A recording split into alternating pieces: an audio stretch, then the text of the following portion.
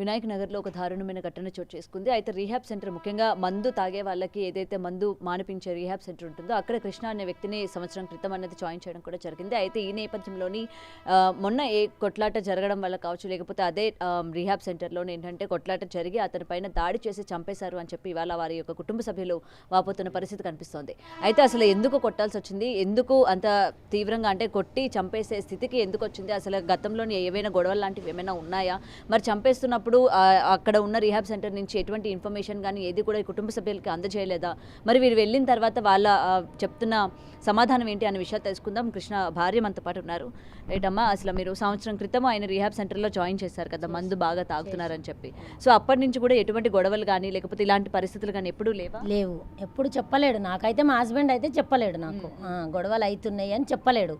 కొడుతుండ్రు అని గొడవలు అవుతున్నాయి అని చెప్తే నేను ఇంటికి తోలుకొచ్చుకునేదాన్ని. చెప్పలేడు.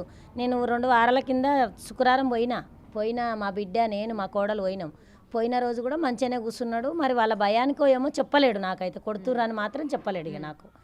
అంతే, మంచిగానే ఉన్నాను. నన్ను ఎప్పుడు తీసుకుపోతావు అన్నాడు. నేను 20 తారీఖు వస్తా, 20 తారీఖు తీసుకుపోతా అని చెప్పిన. ఈ డిస్కషన్ ఎప్పుడు వచ్చింది అంటే ఎప్పుడు ఇంటికి తీసుకెళ్తావని అడిగారు మిమ్మల్ని? 20 శుక్రవారం పోయినా నేను. ఒక వారం ముందు పోతే అడిగిండు, వచ్చిండు బయటికి మాట్లాడిండు. మంచిగా ఉన్నావా అంటే మంచిగా ఉన్నా అన్నాడు. అయితే నన్ను ఎప్పుడు తీసుకెళ్తావు ఇంటికి అన్నాడు. అంటే తీసుకెళ్తా, నువ్వు తాగవు కదా మళ్ళా అంటే సరే తాగను అన్నాడు. సరే నేను శుక్రవారం వస్తా, మనోని తోలుకొని వస్తా బండి మీద, పోదాము అంటే సరే అన్నాడు. 20 తారీఖు వస్తా అని చెప్పిన. సరే అన్నాడు. అంతే ఇక మాట్లాడిండు. బిర్యానీ ఇచ్చినాము, పండ్లు తీసుకుపోయినాము. అలా కూతురు అమ్మ నాకు పైసలు ఇచ్చిపో అమ్మ బిడ్డ అన్నాడు.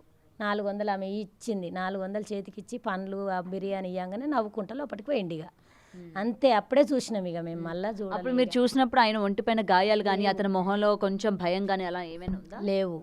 ఏం లేవు. నవ్వుకుంటూనే వచ్చిండు. యాక్టివ్గా ఉన్నాడు మనిషి. అంటే కొంచెం కూడా అట్లా మెల్లగా ఇట్లా చేత కాకుండా లేడు. మంచిగా ఉన్నాడు. యాక్టివ్గానే వచ్చిండు. దెబ్బ వచ్చిండు, కూర్చున్నాడు, మంచిగా మాట్లాడిండు నాతోని. అలా బిడ్డతో మాట్లాడిండు, అలా కోడలతో మాట్లాడిండు.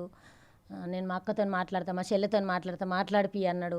వాళ్ళు పెళ్ళికి వెళ్ళిరు, లేరు అని చెప్పిన. 20 తారీఖు పోతాం కదా, పోయినాక మాట్లాడుతూ అన్న. సరేనే అన్నాడు. మరి గొడవ ఎప్పుడు జరిగిందంట? ఈ గొడవ మొన్న నైట్ జరిగిందంట. నైట్ దేనికి అంటే భోజనం దగ్గర అతను ఏమైనా భోజనం అడిగితే వీళ్ళు ఏమైనా పెట్టనన్నారా? భోజనం దగ్గరనే జరిగింది. భోజనం 7:30కు పెడతారు కదా, భోజనం దగ్గరనే. ఆ బాను అనే ఓనర్ కదా, వాడు గోవాకి వెళ్ళిండు. వాని కొడుకుది బర్త్డే చేసుకోవడానికి వాడు వెళ్ళిండు. వాడు వెళ్ళింది చూసి వీడేం చేసిండు, వడ్డిచ్చేటోడు. ఈయన ఏమన్నాడో మరి, కొంచెం అన్నం వేయన్నాడా, నీళ్ళు అన్నాడా, కూర అన్నాడా తెలియదుగా. అందులోనే గొడవ ముదిరించుకున్నంట. ఈయన ఇట్లా అన్నాడంట. ఇట్లా అంటే ఆయనకు వేరేవాడిని అన్నాడంట. వేరేవాడిని నువ్వు వాని మీదకి ఎందుకు పోతున్నావు అని వీడు కొట్టిండట. ఇంకొకడు వడ్డిచ్చేటోడు కొట్టిండంట. కొట్టినాక నువ్వు కొడుతున్నావు, నేను మా వాళ్ళు వస్తారు, నేను మా వాళ్ళకి చెప్తా, మా కొడుకు వస్తాడు, నిన్ను కొడతాడు మా వాడు, నేను నీ వీడియో వాళ్ళకి పట్టిస్తా, నువ్వు అందరిని కొడుతున్నావు మమ్మల్ని అన్నాడంట. అది మనసులో పెట్టుకొని తిన్నాక పైకి తీసుకెళ్ళిరంట. ఇంకో ఫ్లోర్లోకి తీసుకెళ్ళి నలుగురిని ఏం చెప్పలే, ఇక మీరు నలుగురు మీ పని చెప్తా అని తీసుకుపోయిండంట. నలుగురిని 3 బెల్టులు ఇరిగేటట్టు కొట్టిండు. మళ్ళీ ఇంట్లో గుద్దిండ్రు బాగా, ఇట్లా మోసైతే గుద్దిండంట.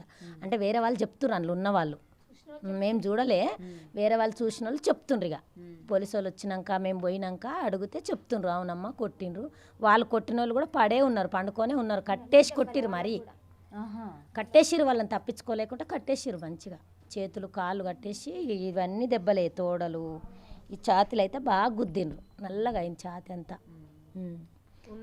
ఆ దెబ్బల వల్లనే ఆ దెబ్బల వల్లనే చనిపోయాడు. పైన కొట్టి మళ్ళీ కిందికి 3వ ఫ్లోర్లకు మళ్ళీ తీసుకొచ్చి మంచంలో పడేసిరంట.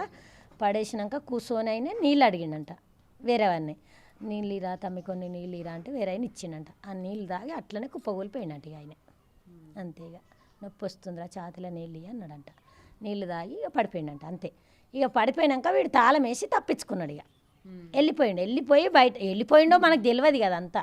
ఆడు బానుగాడే మాకు ఫోన్ చేసిండు, మా అమ్మాయికి, మీ డాడీ చనిపోయిండు, వాళ్ళు కొట్టుకుంటారు అని ఫోన్ చేసిండు. అట్లా ఎట్లా కొట్టుకుంటాడు, అట్లా ఎట్లా చంపేంత నువ్వు ఎట్లా సాహసం ఇస్తావు వానికి?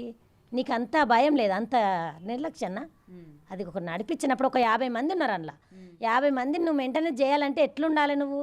ఎట్లా మనుషులను పెట్టాలి నువ్వు? మరి ఇప్పుడు అదే రిహాబ్ సెంటర్ లో ఒక వ్యక్తి ప్రాణం మీదకి వచ్చింది, ప్రాణం పోయింది అన్నప్పుడు మరి ఆ మనిషి గోవాకి వెళ్ళాను అన్న వ్యక్తి వచ్చాడా? మరి రాలే నేను బర్త్డే మీ చేసుకుంటా కుటుంబాన్ని పరామర్శించడానికి కూడా రాలే, ఇది వరకు కూడా రాలేడు వాడు.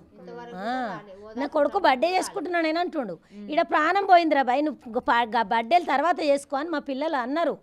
అంటే కూడా వాడు రాలేడు. మరి కొట్టిన వ్యక్తితో ఏమైనా మాట్లాడా ఆయన? వాడు లేడమ్మా, నేను పట్టుకొస్తా అంటుండు. తర్వాత పట్టుకొస్తా నేను అంటుండు. పోలీసులు ఏమన్నారు? పోలీసులు అతను పట్టుకునే మేము పట్టుకొస్తాం అంటుండ్రు. దొరక పట్టుకొస్తాం, బానును వాడిని మేము తీసుకొస్తామమ్మా, మా బాధ్యత అన్నాక బాడీ తీసుకెళ్ళి రానించి. అందుకే మేము సాయంత్రం దాకా కూర్చున్నాం ఆడ. బాను రావాలి, నేను బానుకి ఎట్లా అప్ప చెప్పినా నాకు బాను అప్ప చెప్పాలి. నేను తాగుడు బంద్ చేయడానికి కారణం వల్లనే ఆయన లేచిన అంతే. ఇంకొక మాట చేయడు ఆయన, ఇంకొక చెడు పనులు చేయడు ఆయన. తాగి సతాయిస్తాడని అట్లా అవన్నీ ఏం చేయడు ఆయన, చెయ్యడు. తాగి నన్ను సతాయిస్తాడు అంతే. ఇక పిల్లలు పెద్దోళ్ళు అయినరు కదా, నన్ను సతాయిస్తాడు. తాగుడు బంద్ చేసినాక ఒక 2-3 నెలలు అయినాక తీసుకొచ్చుకుందాము అని వేసిన. నెలకు 10,000 ఫీజు కట్టి నేను ఎందుకు వేస్తా, వాళ్ళని చంపాలని వేస్తానమ్మా. నేను చంపిపించుకుని ఇవాళ నా పేరు బదనాం చేసుకున్నమ్మా. 10,000 కట్టినా మగని చంపుకున్నమ్మా. నేను ఏం చేయాలి? నా ఇల్లు మునిగిపోయిందమ్మా. ఇప్పుడు నా ఇల్లు చీకటి అయింది. ఇప్పుడు వాళ్ళు ఏం చేసినా నా మనిషిని తెచ్చియారు కదా. నేను తాగుడు బంద్ చేసే కారణంగా నేను లేచిన, ఇంట్లో పెట్టుకున్నా. నేను మంచిగా ఉంటుండే ఆయనే.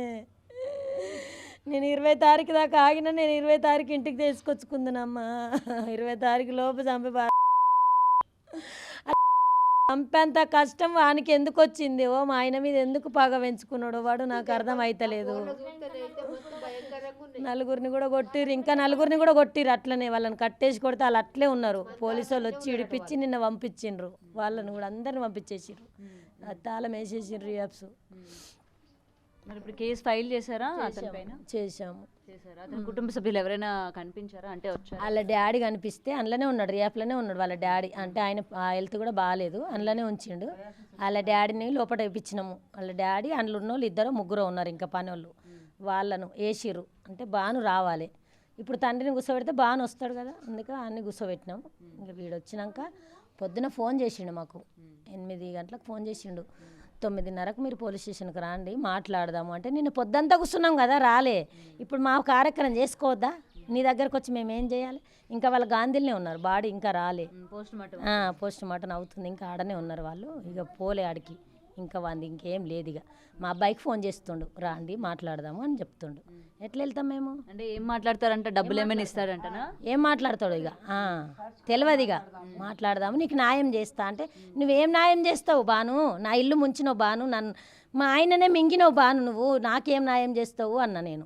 అంటే లేదమ్మా నీకు న్యాయం చేస్తామ్మా, అట్లా చేయకమ్మా. కొట్టి న్యాయం చేస్తానంటే సంపి న్యాయం చేస్తే ఏమవుతుంది? ఏం న్యాయం వస్తుంది? ఇంకా నా ఇల్లే న్యాయం అంటే ఏం న్యాయం చేస్తాడో అన్ని తీసుకొస్తా, మాట్లాడతా, దానికి పరిష్కారం మాట్లాడదాము. దానికి పరిష్కారం కాదు, నువ్వు మనిషిని తెచ్చి అన్న. నువ్వు మనిషిని తెచ్చి నాకు, నేను మనిషిని అప్ప చెప్పిన కదా నీకు. తాగుడు బంద్ చేసినాక ఒక 6 నెలలు అయినాక తీసుకుపోతా అని చెప్పిన, నీకు అప్ప చెప్పిన. అన్నీ తీసుకొని రాసుకొని నువ్వు జాయిన్ చేసుకున్నావు. అట్లాంటి మనిషి నువ్వు నాకు అప్ప చెప్పాలన్నా వద్దా? చచ్చిపోయాడు ఉన్నాడంటే కూడా నువ్వు పొద్దంతా కూర్చుంటే నువ్వు రాలే, నువ్వు మాట్లాడడానికి రాలే. నేను ఎప్పుడు రావాలి నీ దగ్గరికి? ఎట్లా రావాలి? నువ్వేమొచ్చి మాట్లాడతావు? నేను వాడిని పట్టుకొస్తా అంటుండు. అలా మాకు సంబంధం లేదు కదా. నేను నీకు అప్ప చెప్పినా, నువ్వు నాకు అప్ప చెప్పాలి, అంతే కదా. వాడెవడో నీకు తెలుసాడు, వంటలు చేసేటోడు ఎవడో పెట్టేటోడో మనకేం తెలుస్తుంది? రియాప్లకు లోపలికి ఓనియర్ వాళ్ళు మమ్మల్ని. ఆయననే మనిషిని నీడి తీసుకొచ్చి మాట్లాడిపిస్తారు, మాకేం తెలుస్తుంది? తెలియదు కదా. అది జరిగింది గదిగా. పోలీసులు ఏం చెప్తున్నారమ్మా? పోలీసులు న్యాయం చేస్తాము, వాళ్ళని పిలిపిస్తాము, మీరు రాండ్రి మాట్లాడదాము అన్నారు. సో ఇప్పుడు ఇదే రిహాబ్ సెంటర్లోనే ఇంకో 4గురిని కూడా కొట్టారని చెప్పారు కదా, మరి వాళ్ళ యొక్క కుటుంబ సభ్యులు వచ్చారా, మాట్లాడారా? నాకనే తీసుకెళ్ళారు, మాతో మాట్లాడలేదు. మేము కొద్దిగా దాకా ఉన్నాం, రాలే. పోలీసులు కంప్లైంట్ ఇచ్చారా? వాళ్ళకి కొట్టాడు కాబట్టి ఇచ్చిండ్రు. పోలీసు వాళ్ళే పిలిపించి దగ్గరుండి పంపించేసారు. వాళ్ళని హాస్పిటల్ తీసుకెళ్ళి, గాంధీకి తీసుకెళ్ళి ట్రీట్మెంట్ ఇప్పించి పంపించారంట. ఉన్నారు వాళ్ళు పోలీసు వాళ్ళు.